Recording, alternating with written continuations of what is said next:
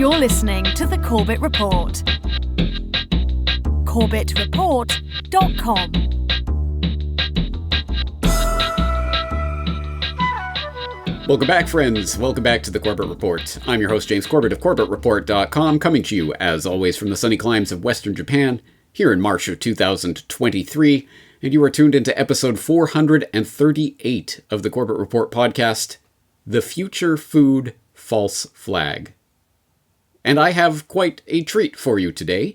It is going to be a presentation that I recently made to a symposium that recently took place under the auspices of Children's Health Defense, specifically Meryl Nass of Children's Health Defense, who you'll know that I'm having my monthly conversations about the looming WHO pandemic treaty, the concept of One Health, and other health, environment, food-related issues. She has just recently put together a symposium on the attack on the food supply and what we can do about it.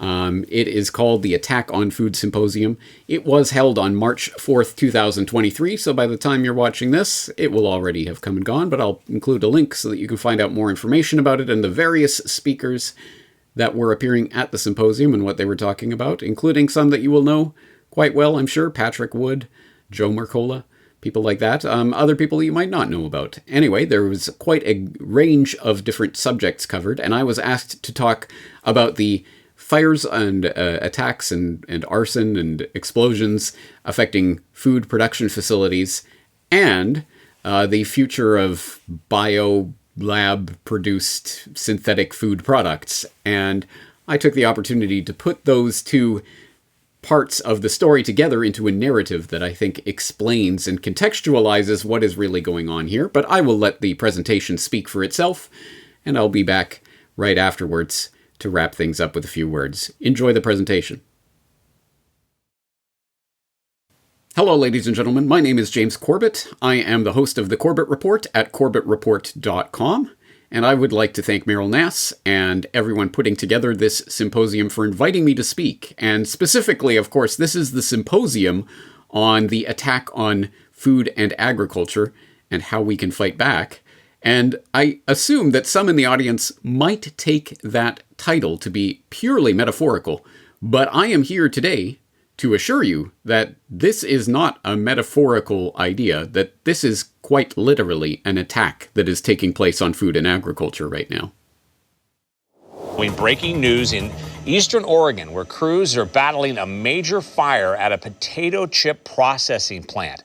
Air 12 flew over the scene at Shearer's Foods on Highway 207 in Hermiston. This is in Salinas, a huge fire at a food processing plant. This is for Taylor Farms. And right now there are concerns about a huge plume of ammonia coming from this area. 40,000 pounds of food meant to feed people in a food desert near Maricopa, south of the valley, is completely gone.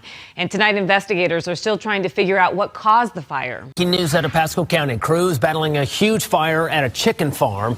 It's all happening on Cal-Maine Foods along Simpson Farm Lane in Dade City. Firefighters trying to figure out what sparked a fire at a food processing plant on the west side. It happened around 9:30 last night on Merida Street near South Zarzamora. We continue to follow that breaking news from Sutter County. A massive fire still burning right now destroyed a historic walnut factory in Live Oak. And as of right now, it shut down a portion of Highway 99 that remains closed. In Maine, people living near a burnt-out potato processing plant were urged to stay in their homes and close their windows. The Penobscot Micram plant in Belfast, Maine, caught fire early this morning. A Minnesota egg producer is evaluating the damage left behind from this massive fire.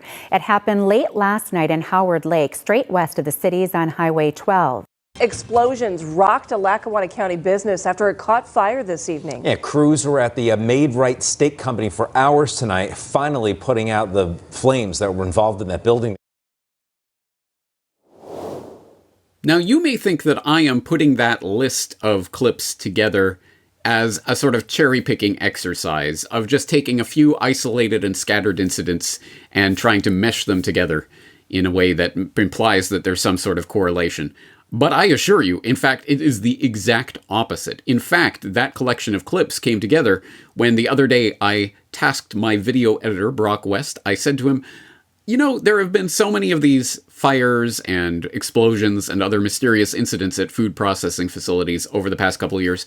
Can you just go out and collect, say, a few clips, at least 3, maybe 7 if you can manage it, of different news reports about these types of incidents? And an hour later, he got back to me and said, I could have easily gotten 70 of those clips together. It's insane how much this is happening. And yes, it is insane. In fact, if you really want to glimpse the insanity, I will direct your attention to a ZMaps map of various incidents that have taken place along these lines, fires and problems at food processing facilities. Of course, in the United States, actually in various places around the world, if you really want to start exploring. But even if you just zoom in on the US in this map, it truly is mind-boggling the number of incidents that one can find here. For example, some sort of collapsed unknown reason grain silos. Okay, well that could be anything. Oh, a fire at night for unknown reasons at a farm. In Colombia, food pantry blessings, vandalized and stolen food. Well, again, a lot of these incidents, you could make some sort of, of course, things get vandalized, a grain silo might fall over, but fire in the middle of the night, unknown. Hacked, Iowa Grain New Cooperative, hacked. Crystal Valley Cooperative grain. Again, there's just so many of these. Fire mid-morning, etc., etc. That, yes, certainly I certainly would not think that all of these incidents are related. But, just taking a look at the number of incidents on this map, do you think there might be something going on here?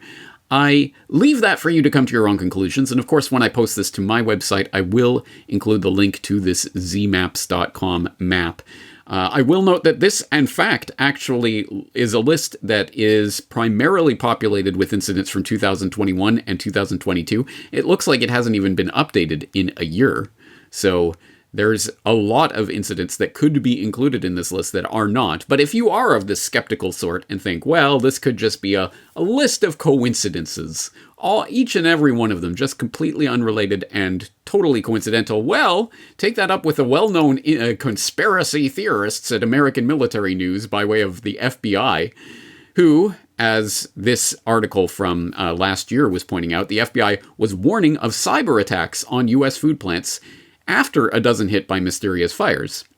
And it notes that the FBI Cyber Division issued a statement last week, that's April of 2022, warning of potential ransomware attacks against the agricultural industry, as more than a dozen food processing plants across the United States suffered damage from mysterious fires. Cyber actors may perceive agricultural cooperatives as lucrative targets, with a willingness to pay due to the time-sensitive role they play in agricultural production, the FBI notice warned. A significant disruption of grain production could impact the entire food chain, since grain is not only consumed by humans but also used for animal feed, it added.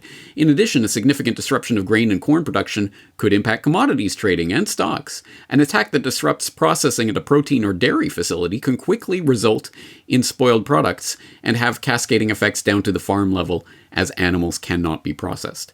Now, that FBI warning was specifically geared towards the threat of cyber attacks against these locations. And as you see from that ZMaps, some of these are indeed cyber incidents, hacks of various sorts.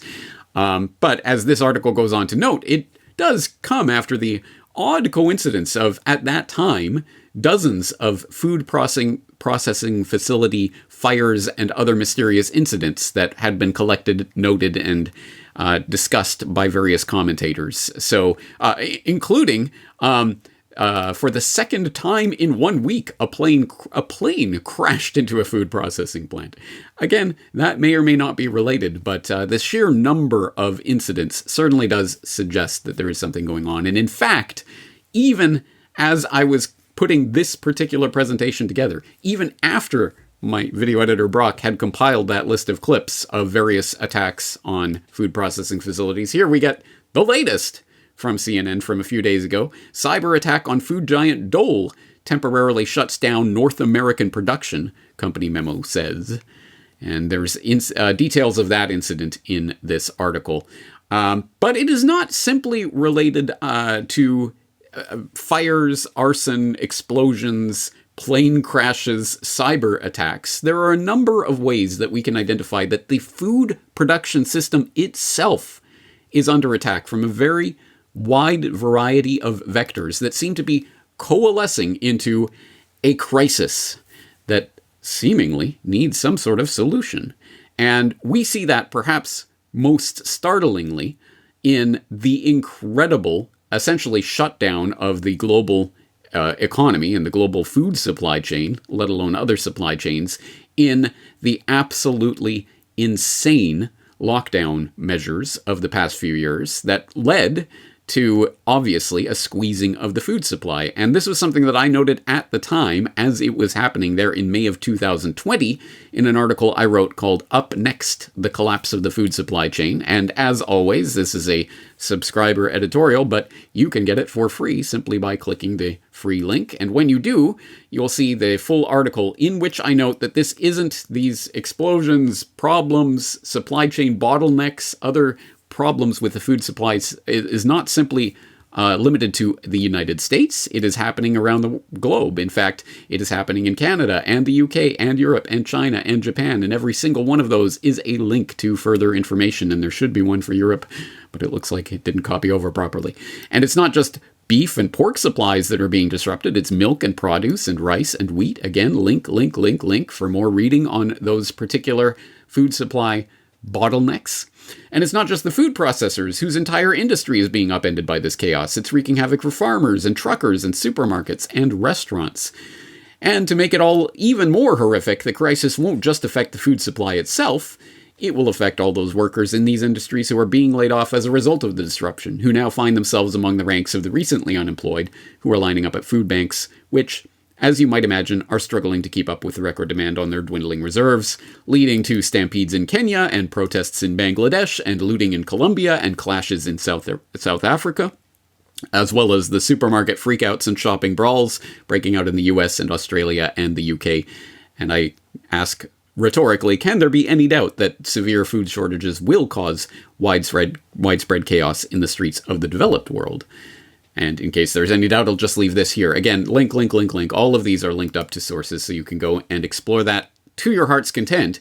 But I think that the case should be fairly self-explanatory that there has been a profound attack on the food production system as we have known it in recent years, exacerbated, of course, by the recent invasion of Ukraine by Russia and obviously the upending of the breadbasket of Eurasia, as it were, in Ukraine, and the knock-on effects that has in various countries that depend on Ukraine for supplies of wheat and other grains, as well as fertilizer disruption. I could go on and on and on, and I will provide plenty of links for you if you want to continue exploring these various attacks.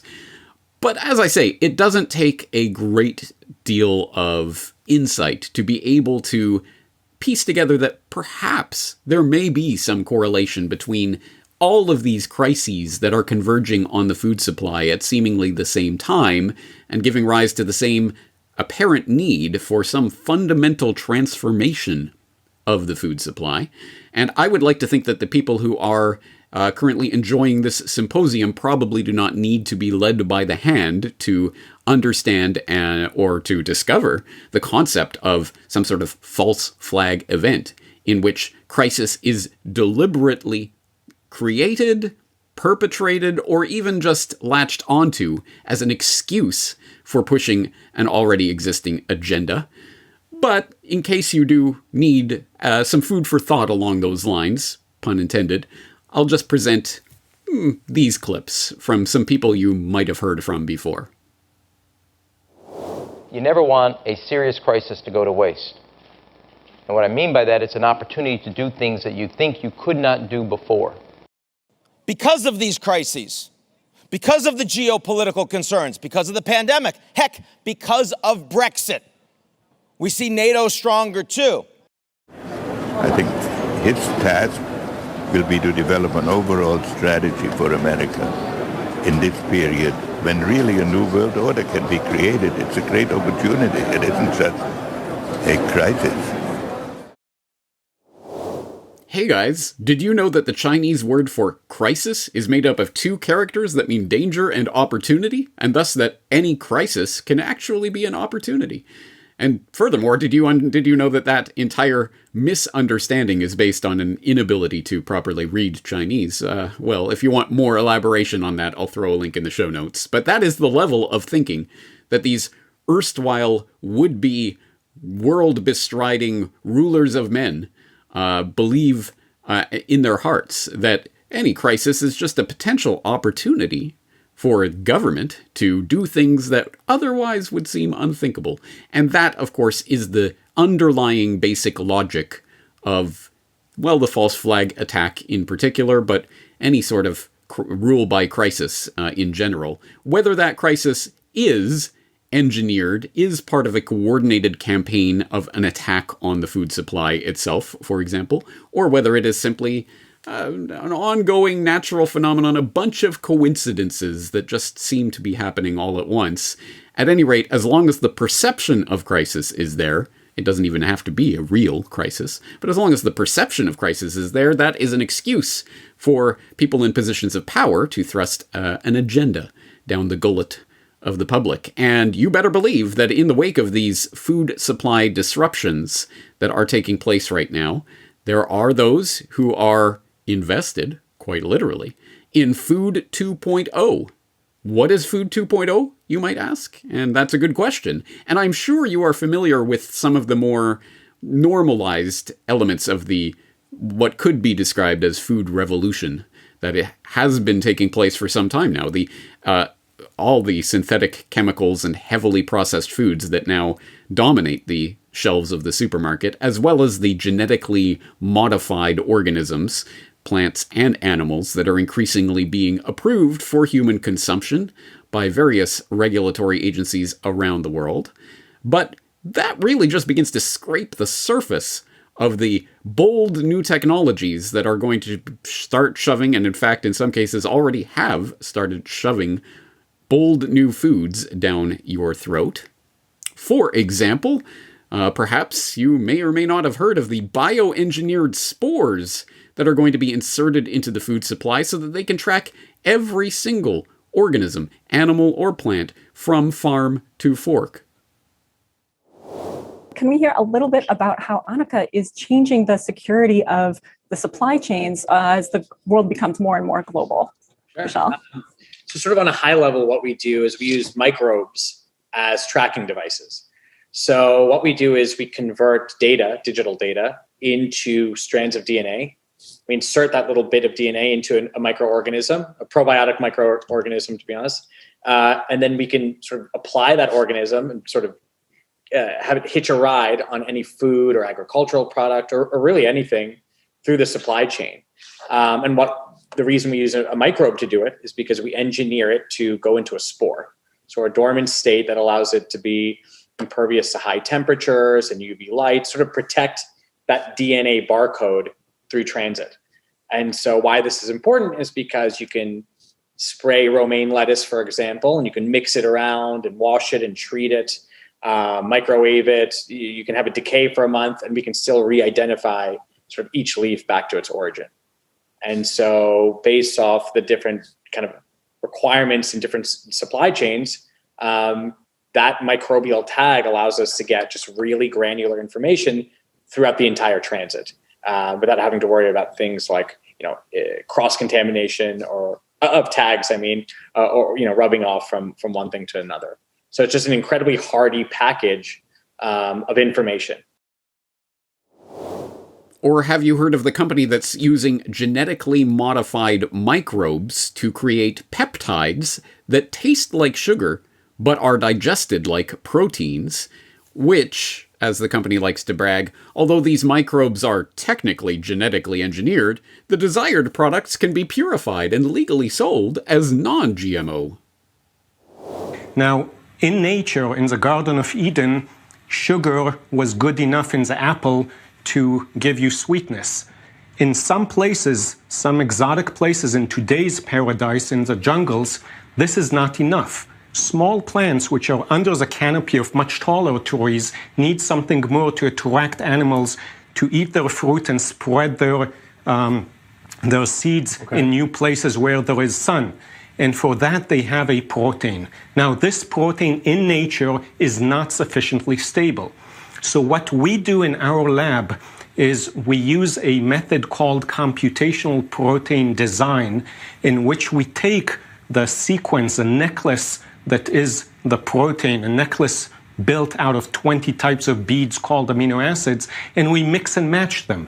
Because we know that proteins don't grow only in paradise, they also grow in the Dead Sea, in hot springs, in exotic acid swamps and places like that. So by rearranging the chain there, I mean, what's the possibility here in the future? Tell me. So what we are doing, and you just drank it, we are making a protein which is stable. We are fitting the proteins which are found in the jungle to the mass food market. And as you've doubtless seen by now, there is a push among seemingly every sector of society, amongst every person of influence on the global stage right now, to get you to eat the bugs. I'm Nicole Kidman, and I am going to eat a 4-course meal of bug. Earlier this year, the United Nations held a global conference on the benefits of eating insects, even suggesting it might be a good solution to world hunger. I don't know why the United States doesn't eat insects when they're actually very healthy for you. Extraordinary. Very moist, chewy. Can't quite describe the flavor, but need a little water. So, we need to figure out, why is this such an issue in people's minds? Why is this a taboo? Well, as children, we're taught that it's gross, it's disgusting, stay away from the bugs, they're gonna hurt you, they're poisonous. And in most cases, that is absolutely wrong. And to prove this point, 80%. That is the amount of people around the world that are eating insects as a daily part of their diet. See, Western culture is the fringe on this. And if we just change the way that we think about our food, we can change the way that we feed the planet. Oh, nothing. Oh, awesome. Like nothing you've ever tasted. Like a hairy nut. Don't. Oh my gosh. A nut from the shell. The farmers of tomorrow are the engineers of today. We've created specialist chambers to look after the insects, their different life cycles. We can stack this 4 meters high and as many kilometers long as you like. We have automation systems that are modulated and run by themselves 24 hours a day, 365 days a year in any environmental condition. And that's vitally important to feeding a growing population. These are exquisite grasshoppers. I recommend them to anyone. Thank you for spending so much time with me and watching me eat bugs. Till next time. And whether you have consumed them yourself or not, I am sure that you have seen the Impossible Burgers and the Beyond Meats and the I can't believe this didn't come from an animal lab-produced synthetic meat products that are increasingly being sold. But have you heard of synthetic celebrity cannibalism? According to its website, Bite Labs wants to collect tissue samples from celebrities. Not for stalking, not for cloning, no, for making meat. That's right. They say they want to take the tissue, isolate the muscle stem cells, and grow the meat in bioreactors, thus making artesian salami out of your favorite stars. Each will apparently have about 30% celebrity meat and 40% animal meat, along with fats and spices. Believed and hoped to be a prank, Time magazine contacted Bite Labs to learn more and got this statement from someone who identified himself as the CEO, keeping up the charade, saying, "We want to prompt widespread discussion about bioethics, lab-grown meats, and celebrity culture. This is very important to us. We think the cultural discussion around lab-grown meats and popular culture will acclimate people to the field."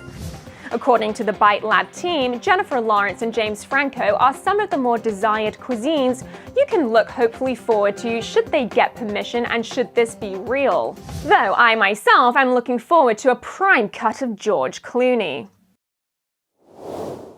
Oh, don't worry, guys. That Bite Labs synthetic celebrity meat thing, that was a hoax or an art project or a bunch of activists who were trying to draw attention to the possibility of synthetic cannibalism or something like that. Anyway, they're not selling anything for real, so I guess it's all okay.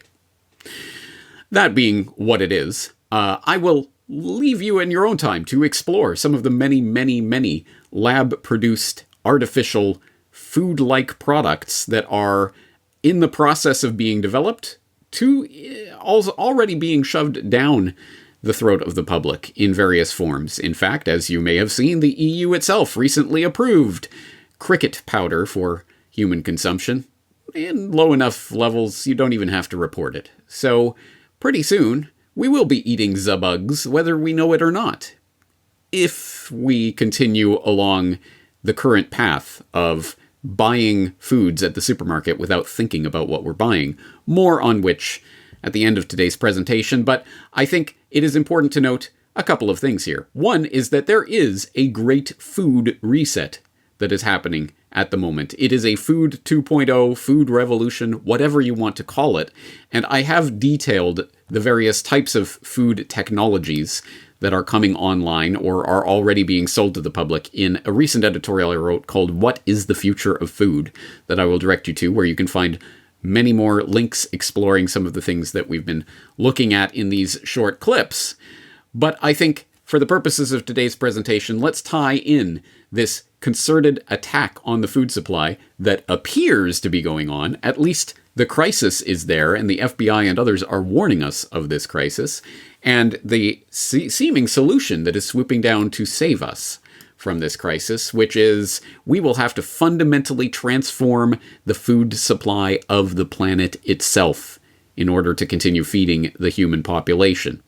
Now, as I say, that food reset, great food reset is happening. The obvious questions that arise from that observation are who is doing this and why are they doing this? Now, the first question I think is easy enough to answer, at least to throw out some names that I think, at the very least, if you have not researched yet, you can begin to do so. I wrote about this in a follow-up article to What is the Future of Food called Who is Behind the Great Food Reset, which I will also exhort you to take a look at if you are interested in this subject. But obviously some of the names that come up in there will be, I think, familiar to people who would be attending this symposium, like the Rockefeller Foundation, which not only pioneered the supposed so-called Green Revolution of the 1950s, 60s that began setting the world down the slippery path towards the Gene Revolution, more on which in a moment, in which the factory farming system was institutionalized and spread around the world through the auspices of such things as the U.S. government Food for Peace program that was essentially funding the large seed cartels and petroleum interests like the Rockefeller family were obviously heavily invested in, and others that enabled this industrialization of the food supply to proceed apace. And although obviously the Rockefeller Foundation and their cohorts have lots of money to throw at the PR surrounding that green revolution, which they like to brag fed 1 billion people around the world, or whatever it is that number has grown to, in reality, there are much, much deeper questions and problems that have arisen in the result of the destruction of traditional farming systems and communities in favor of these large industrial factory farming types of endeavors that themselves have given rise to the Gene Revolution, or at least provided an outlet for that Gene Revolution to take place, whereby now more and more resources of the the Rockefeller Foundation, I get ahead of myself, and others are going towards developing specifically crops and increasingly livestock who are genetically modified and tailored for various environments that, again, is being sold as a wonderful revolution that will increase yields, etc., although there is much evidence to show that that is, in fact, not the case. And also, as an added bonus, we get the absolute environmental destruction of the smothering of the planet in glyphosate, just to name one of the chemicals that is attendant upon this GMO cultivation, that has now become the most used agricultural product in human history and is having health effects around the world. Much more to say on that. Again, please, at the very least, type glyphosate into my search bar and you will start to be able to explore some of that.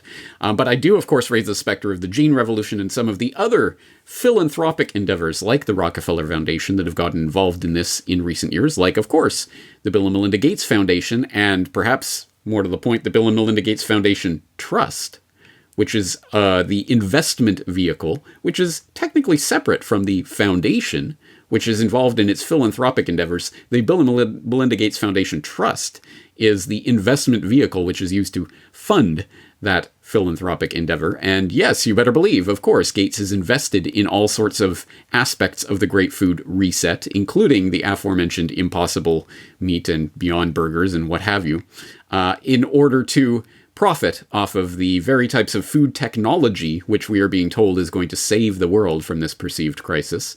There's obviously a lot of information to explore there, and although the fact checkers of the world will tell you that it is not important that Bill Gates is now the single largest farmland holder in the United States, that's not important because it's just a tiny percentage of the overall farmland in the United States. It, at the very least, should give anyone who is being intellectually honest pause for thought why this multi-billionaire philanthropist is so deeply, so heavily invested in agricultural production at the same time that he is also invested in the alternatives to this agricultural production that are represented by the lab-grown meats of the future of food. There are many other players at this table, however, and that deserve to be explored. Of course, the previously alluded to Klaus Schwab and the World Economic Forum with their consistent pimping of the Eat the Bugs agenda would be one person on that list, as would such things as the Davos of Food, which you may or may not have heard of, but you probably will in future. It's called the Eat Forum, the Stockholm Eat Forum, which convenes people, high-ranking industrial tycoons and others, bigwigs in the food world, for talks about how to transform the global food supply and the fundamental ways in which people derive their food. There are some interesting things to note about an organization like that. We could also explore the links of, again, philanthropic endeavors like U.S. aid, which is surely something that all sides of the phony left-right spectrum can get behind, of course, because it's the U.S. government giving its wonderful aid to people around the world with significant strings attached, and I don't think you need a lot of imagination to see how that can be used to foist transformations like the aforementioned green and gene revolutions on the developing world. There's so many other players at this table and so many things to get into. I will point you, for example, to an editorial I wrote a couple of years ago on Another Globalist Simulation Comes True, which shows that just as Event 201, the simulation of a globally spreading coronavirus, was taking place at pretty much the exact same time that we were asked to believe that that was actually taking place in reality, we also had the Food Chain Reaction Game, a war game, a simulation that was taking place back in 2015 that had a number of interesting elements to it. It was participated in and steered by such illustrious bodies as the World Bank and the International Finance Corporation and the United Nations Environment Program, along with some of the corporate entities that are heavily involved in the cartelization of the food supply, like Louis Dreyfus Commodities, Mars Inc., Thomson Reuters, other interesting players at that table who were wargaming out potential food crises in the future, including a 2022 looming possibility of food supply disruption that ended with in the war game simulation that was taking place again 8 years ago, ended with the EU imposing a meat tax, which eventuated ultimately, as the game played out, in a global carbon tax to save us from the scourge of global warming related food crises. So ultimately, the United Nations, of course, gets its pound of flesh as payment to the weather gods. So an awful lot of... There are many, many, many other players that could be talked about in this developing, ongoing, concerted attack on the food supply that is taking place, and the types of technologies that are being foisted on us in order to affect that transformation. But for the purposes of today's presentation, I think the other side of that question that we raised the specter of earlier is important to answer. Why are these players involved in this Food 2.0 revolution? And the obvious common factor that obviously unites, I think, every player at this table is the crass and obvious answer of money. And of course, there is lots of money to be made, especially when we start taking the natural abundance of the productivity of the earth itself, the incredible abundance of seeds giving rise to new life with minimal inputs. That process, which has sustained humanity throughout countless generations, is being swept aside out of expediency, out of necessity because of the impending global warming crisis or something along those lines, and being replaced with lab-manufactured synthetic food products that are coming from corporations. Again, it does not take a genius to understand how the monopolization of the food supply or the cartelization of the food supply would be very financially lucrative for all of the people literally invested in that food transformation. But having said that, I do not think that the monetary incentive is the sole explanatory agent here, and I don't think it's even the most convincing one. Yes, there certainly is money to be made, and that will unite all of these players in this agenda, but I think that there is a much deeper agenda going on here, and that is alluded to in my use of the moniker the Great Food Reset, because I think Food 2.0 and this revolution that we are living through is very much connected into the Great Reset that the World Economic Forum has been talking about for the last few years, propounded by the likes of Klaus Schwab, who has told us repeatedly that the Great Reset involves all of these incredible systemic transformations that are brought about by Fourth Industrial Revolution technologies, the brain chips and the AI and the synthetic foods and whatever else is coming, that will ultimately serve to converge our biological and physical and digital identities. Now, that sounds like a very pie-in-the-sky concept, so there's a lot that needs to be elaborated on in order to truly appreciate what is being said in a statement like that. But I think it is important to note that there is a broader transformation, not just of the food supply, but if we are what we eat, then the transformation of the food supply does indicate a transformation of humanity itself. And just as organisms are increasingly being genetically modified and engineered, I think the human species is also being transformed, engineered, genetically and otherwise, by the types of technologies that I think the food transformation, Food 2.0, are just one subset of. This is part of a larger transhuman agenda, which is embodied in that phrase by Klaus Schwab. Again, do not take this from James Corbett. Take it from people like Schwab, who are promising that the future holds the convergence of our biological and digital identities. I think humans are being engineered to better interface with machines as the brain chips and other technologies start to come online. And well, I think the machines will require different energy components than simply this organic food stuff that we've been used to as regular substrate human 1.0. This will sound absolutely outlandish to people who have not studied this agenda.